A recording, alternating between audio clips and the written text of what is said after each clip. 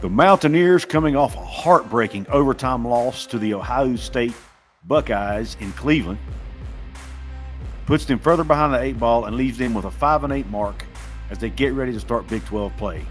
Mountaineer Paul and I are going to discuss whether or not the Mountaineers still have a legit chance to get into the NCAA tournament, and we're going to do that right after this word from our sponsor. This episode of Hoops from the Hills is brought to you by Dutch Miller Automotive, where friends and family pricing means you get the best deal right up front on any new or pre-loved vehicle in stock every time. With brands like Chevrolet, Chrysler, Dodge, Jeep, Ram, Kia, Hyundai, Ford, GMC, Buick, and Subaru, the Dutch Miller Automotive family is always growing and ready to put you in the car or truck you've been searching for. Check out our inventory. It's across West Virginia at DutchMillerAuto.com, or you can come in today, the home of friends and family pricing, only at a Dutch Miller Automotive store near you. And by the way, guys, they do have locations outside of West Virginia. So check them out at DutchMillerAuto.com. Find out if they have a location near you and go see them for your next automotive need. All right, Paul, let's dig in to the episode, my man. West Virginia obviously coming off the heartbreaking loss to Ohio State. We were not able to cover that because of, both being, being the holidays, being with family, those types of things. But we are here after a week off from this channel. Hopefully you guys didn't miss us too much. But we are back after a week hiatus here to talk about the Mountaineers as they get ready to start Big 12 play. And the topic of today is, how hard will it be, and is there even a legit chance that the Mountaineers can still make the NCAA tournament? So, Paul, I'll turn it over to you. Do you think the Mountaineers can still make the tournament, and what do you think it will take for them to do so? Well, it would take not quite a miracle, but it would take – this team's got to get together really quick. I think Jesse Edwards getting back will be interesting. This team's playing a lot better. Just a few short games that they've had together. Defensively and rebounding obviously are going to be the two big keys going down the stretch. Can they improve those things at all? I think they can. Unfortunately, with Kirk Creason and Noah Farrakhan on the floor at the same time, those are two guys that you can really, really take advantage of because of their size and are really two of the cogs in the offense, if the offense go, that I worry about on the defensive side. And I think are really going to play a huge factor in whether or not this team can make a run at the Big 12 or not, because that's what it's going to take, most likely. This team is going to have to at least play for or in the Big 12 championship, probably, or at least be in the conversation in the regular season. I think to even be considered for a way into the round of 68. So it's going to be interesting to see. Vegas has given us no chance, basically, to win the Big 12. And so if you want to put your money somewhere, if you have that belief, we don't give betting advice on this channel, but if you want to try to make a few bucks off of something that's very little value right now, that'd be the Mountaineers in Vegas to win the Big 12. Yeah. So. Yeah, that'd be massive money, wouldn't it? Yeah, no doubt. I was before the show, I was doing some research, and I was looking back at last year's team. And I looked, last year's team made the NCAA tournament. Barely, I think they were an 8 seed. They were one of the last teams in. They went on a kind of a mini run at the end of the regular season to get in. Won a game. I think they ended up winning at one game in the Big 12 tournament to get in. That helped them get in. Anyway, they finished with a record of 19-15 overall and 7-11 in the conference. And at the beginning of the year, we kind of agreed that, hey, for this team to get in the tournament, they need to win 17 or 18 games. If you win 17 or 18 games playing a Big 12 schedule, you're probably going to get into the tournament, right? Well, I think now, because this team has lost some games to some teams they shouldn't have lost to, I think now the bar for them, to me, is set at 20 wins. And that's just look, I'm not Joe Lunardi. I don't know if this has any weight to it, but it's me knowing what I know, going by the history of teams that get in, the fact they're in the Big 12. I think in order to offset some of those bad losses, you've got to win a lot of games that you are not supposed to win, right? We lost to Monmouth. They lost to UMass. They lost to Radford. I mean, with losses like that on the resume, they have to pick off some teams in Big 12 play that are let's face it, they're highly ranked. A team like a Houston, a team like in Kansas, a team like in Oklahoma, somebody of that magnitude, West Virginia's going to have to win some of those types of games, to me, in order to get into the tournament. And if you can't, you've basically got to win the Big 12 tournament at the end of the year, right, to get in. Right. And I'm looking at the record, and Paul, I don't know what you think about this, but when I look at their record now, they sit at 5-8 on the year. They have 18 games remaining, all of them in Big 12 play. To get to 20 wins, they need to go 15-3 in Big 12 play. Right. That ain't happening, man. I'm sorry. That ain't happening. Right. Yeah, we get that. I mean, like I said, this is going to have to be a tournament. We're going to win the tournament, probably. Yeah. There is precedent for it. Georgia did it a few years ago. Right. With a bad record in the SEC, they really put it together at the end of the year. I remember that. So depending on, West Virginia is still looking to add player. I don't know how that's going. Haven't been updated. Haven't really asked about it. I will after the show, and see if there's anybody that can help. Maybe they can add, because Patty Sue did play well in the Ohio State game. He really had a much better game, but we're going to need somebody in the next couple games to replace Jesse while he's out. So, especially and after. But if we can get another rebounder, somebody that can really affect the game, that would be terrific, because our bench really just hasn't played well. Right. Well, and this outside team as a of the whole, last game. Right. This team as a whole has struggled to stop people, man. They're struggling to stop people. They're struggling to rebound the ball. Offensively, I feel this team can play with anybody in the country. With guys like Raekwon Battle, Noah Farrakhan, they can play with anybody.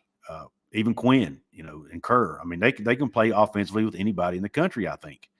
The problem is on the defensive end, man. They just have struggled to stop teams. And when you play a team with a good offense, I mean, and also too, when you look at it, Houston is one of the best, if not the best, defensive team in the country, and we play them next at their place. And a team like Houston, I don't know that the Mountaineers are going to be able to put up 80-some points on a team like Houston. There's going to be some games that their offense either doesn't click, or they play a team that's just really good on the defensive end, and they've got to win with defense and play better defense. And right now, this team's not been able to do that. Now, when they get Jesse back under at full strength, I think they got a chance to be really, really good. But the problem is, how many games do they play before then? That's the challenge. They play several. I don't know the exact number, Paul. You might, but it's a lot. Well, unfortunately, you've got this next game will be 5. Well, let's see. It was 3 and 4, so it'll be 5 and 4. Kerr, Creasa, Raekwon Battle, Noah Farrakhan games played, right? Mm-hmm. So